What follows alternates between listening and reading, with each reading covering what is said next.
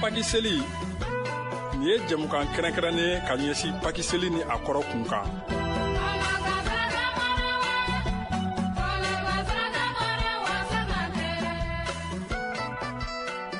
Grâce soit rendue à Dieu qui nous donne la victoire par Jésus-Christ notre Seigneur.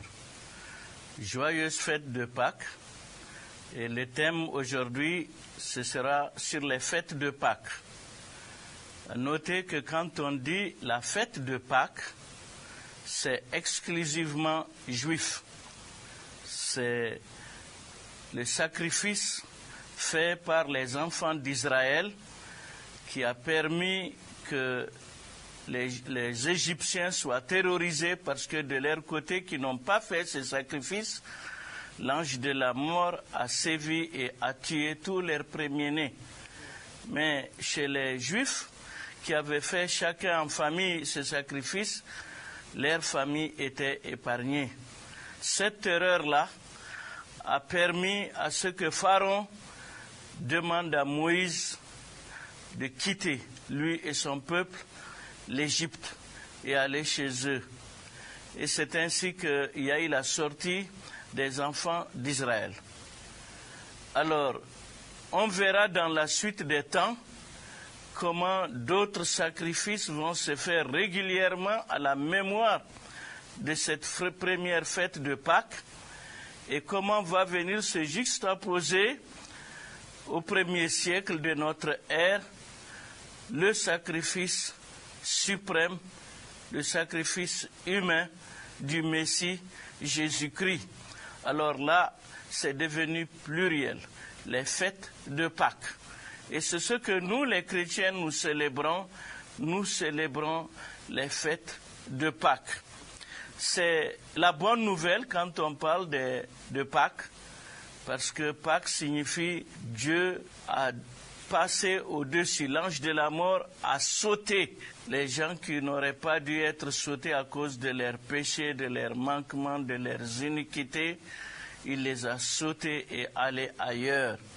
Et donc, grâce au sacrifice sanglant fait du temps des Égyptiens et des enfants d'Israël, l'ange de la mort les a sautés. Et nous aussi, grâce au sacrifice sanglant fait par Jésus-Christ à notre place, Dieu ne va plus tenir compte de nos péchés, de nos culpabilités, de nos iniquités, et nous voir blancs comme neige. Et par la foi, nous considérer comme ses enfants, des sauvés. Donc quand on parle de Pâques, c'est une bonne nouvelle d'avant, parce que avant, chaque humain cherchait à ce que son péché soit pardonné. C'est la bonne nouvelle de maintenant, de savoir qu'en Jésus-Christ, nous avons été purifiés. Nous sommes purifiés par le sang de Jésus-Christ. C'est la bonne nouvelle de demain, de savoir qu'à cause de ce sang de Jésus, nous avons été pardonnés de nos péchés. C'est la plus grande fête chrétienne, en fait. Les Pâques, c'est le secret d'espérance, de puissance, de tout le christianisme. Et c'est là que le christianisme trouve son explication par la mort et la résurrection de Jésus-Christ. C'est là la force de puissance du secret du chrétien, du christianisme dans toute l'histoire. Donc, les fêtes de Pâques doivent être fêtées joyeusement, car elles sont chargées de signification, de délivrance, de rédemption, de victoire, d'espérance pour tous et d'un lendemain heureux pour tous ceux qui y croient. Espérance pour tous à Pâques. Importance de la Pâque dans la Bible. Dans la vie religieuse, avant la venue de Jésus-Christ, tout était purifié par le sang. Et l'Écriture nous dit que tout dans la loi était purifié par le sang, car sans effusion de sang, il n'y a pas de pardon. Ainsi, toutes les religions du monde faisaient des sacrifices, qu'ils soient faits de sacrifices d'oiseaux, d'animaux ou même d'humains. L'importance du sacrifice sanglant était bien claire.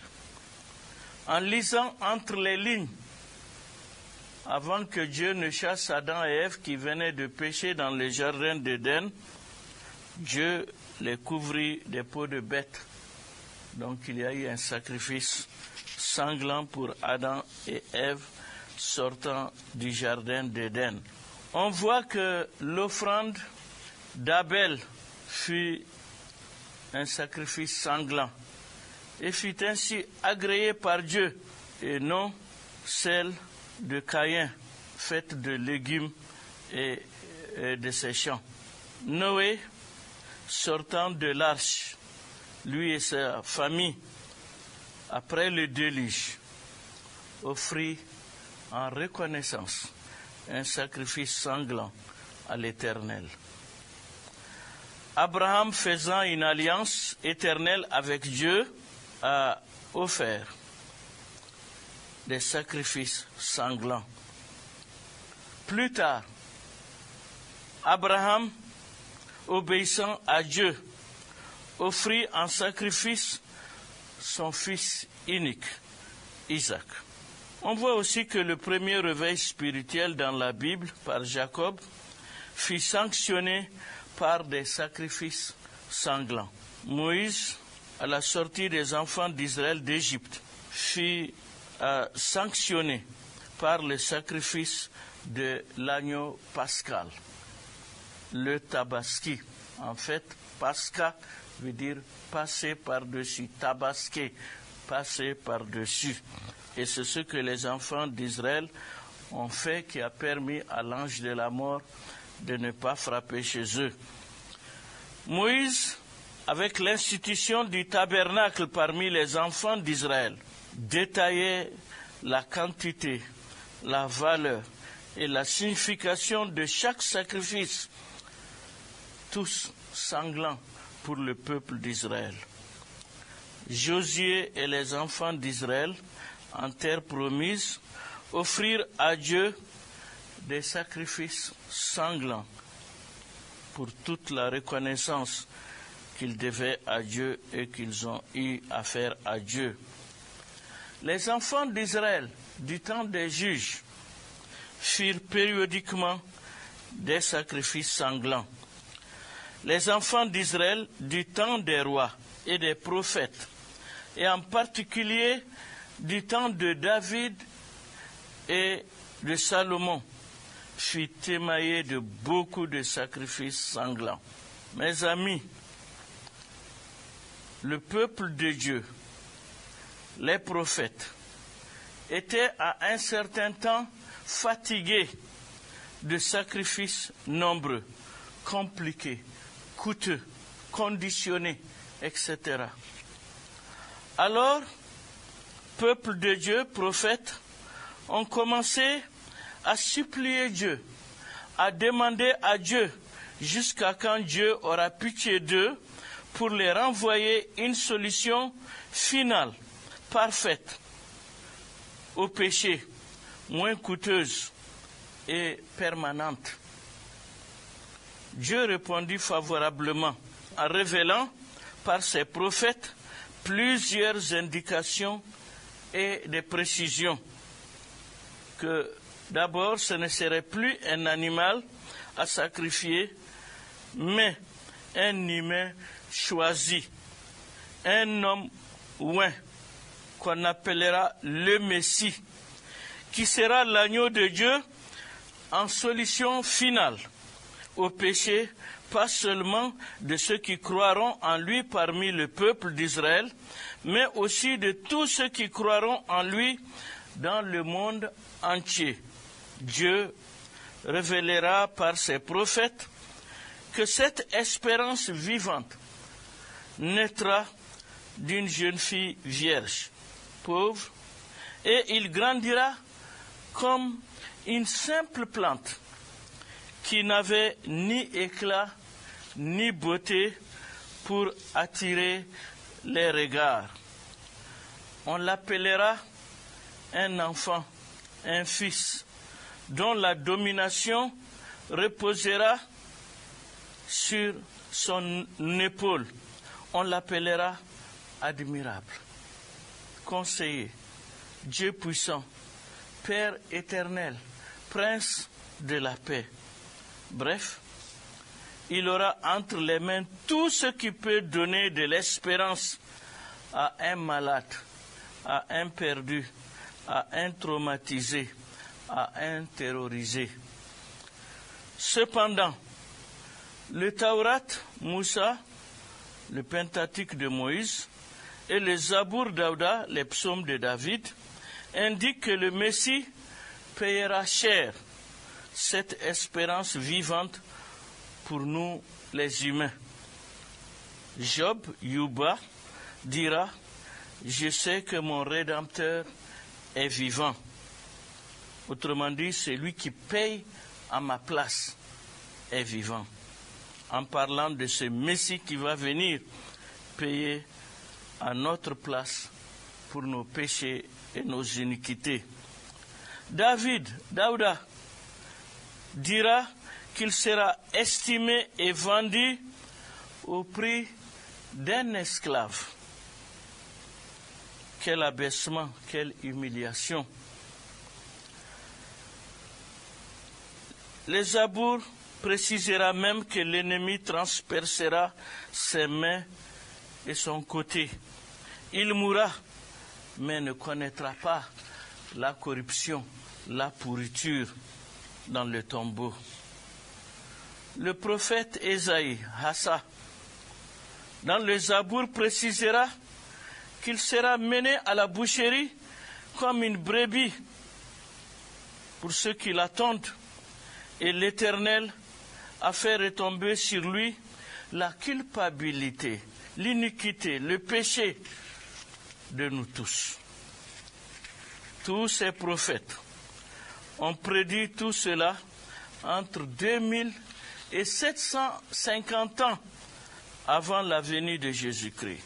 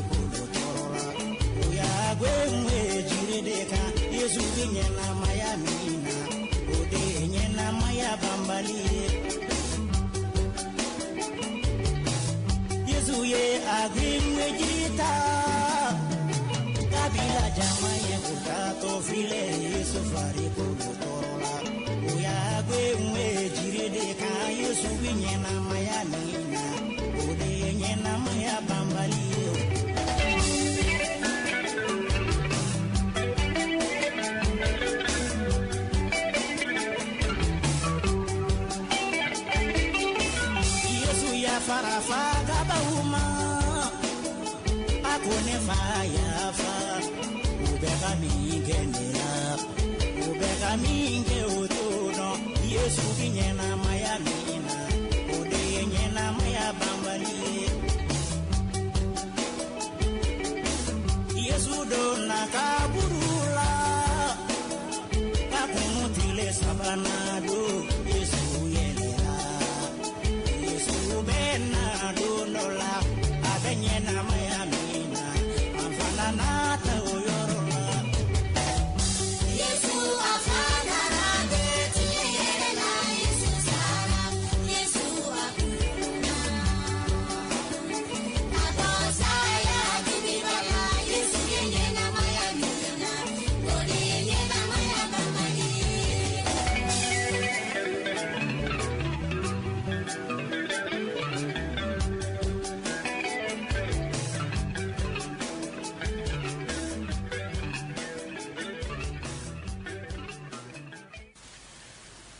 Un autre prophète du nom de Michée ou Maïka, qui vécut aussi 750 ans avant la venue de Jésus-Christ, indiquera même qu'il naîtra à Bethléem. C'est à ce prophète que se réfèrent les scribes, les écrivains, les documentalistes juifs lorsque Jésus naquit et que des mages venus d'Orient posèrent la question à Hérode, le roi de Jérusalem, à savoir où est né le roi des Juifs qu'ils sont venus adorer après avoir vu son étoile depuis l'Orient. Pour cette espérance vivante et unique, il n'y avait pas de confusion possible. C'est à Bethléem. Et ils trouvèrent là l'enfant Jésus, qui ne laissait la place à aucune confusion entre lui et un autre. Ils l'adorèrent, puis ouvrirent leur trésor et lui offrirent de l'or, de l'encens et de la myrrhe, chacun avec une signification particulière. Le chemin est long à vous expliquer de comment Jésus-Christ a passé 33 ans sur la terre, rien qu'à nous donner l'exemple de l'amour de Dieu pour nous, à nous transmettre les enseignements utiles pour notre vie sur terre, en attendant nos retrouvailles au ciel. Et tout cela fut couronné par son sacrifice suprême à la croix de Golgotha. Il dira, dès le début de son ministère, Dieu a tant aimé le monde qu'il a donné son Fils unique, afin que quiconque croit en lui ne périsse point, mais qu'il ait la vie éternelle. Au milieu de son ministère, il dira, le bon berger donne sa vie pour ses brebis. À la fin de sa vie sur terre, il dira, il n'y a pas de plus grand amour que de donner sa vie pour ses amis. À la croix, il dira, même étant crucifié à la croix, il priera son Père, Père, pardonne-leur, car ils ne savent ce qu'ils font. Avant de rendre l'âme, il dira, tout est accompli, tout est achevé, tout est finalisé pour la solution finale à nos péchés. Il a payé pour cela, il a versé son sang pour ça, il a donné le prix cher pour cela. Autrement, tout ce qu'il faut pour un sacrifice, pour le péché, pour le pardon, pour l'approbation de Dieu, le Père, a été accompli par Jésus-Christ. Ainsi, les Écritures nous révèlent que Jésus-Christ, par sa mort, a été fait pour nous malédiction, justice et sanctification. Ainsi, le sang de Jésus-Christ a satisfait à tous les rites, à toutes les démarches religieuses qui exigent de nous à payer un sacrifice, à verser du sang, à satisfaire même la colère de Dieu sur nos péchés, sur nos manquements, sur nos iniquités, sur nos culpabilités. Que c'est merveilleux. Rien n'est incomparable à ce que Jésus a fait pour nous. Cette mort de Jésus-Christ a des conséquences éternellement heureuses pour nous. Jésus dira, « Je suis la résurrection et la vie. Celui qui croit à moi vivra même s'il meurt. » Et il ajoute que votre cœur ne se trouble pas. Croyez en Dieu et croyez en moi. Il y a plusieurs demeures dans la maison de mon Père. Si cela n'était pas, je vous l'aurais dit. Je vais vous préparer une place. Et lorsque je m'en serai allé et que je vous aurai préparé une place, je reviendrai et je vous prendrai avec moi, afin que là où je suis, vous y soyez aussi. Jamais homme n'a mieux fait. Jamais homme n'a parlé mieux comme Jésus. Jamais homme n'a promis mieux que Jésus. Jamais homme n'a donné de l'espérance vivante d'une vie heureuse, certaine pour ceux qui croient en lui après la mort, autant que Jésus. La parole de Dieu dit que si vous entendez sa voix qui vous parle, ne tardez pas et n'endurcissez pas vos cœurs. C'est aujourd'hui le jour favorable, le jour du salut, le jour d'une espérance vivante et éternelle. Que Dieu nous bénisse et joyeuse Pâques.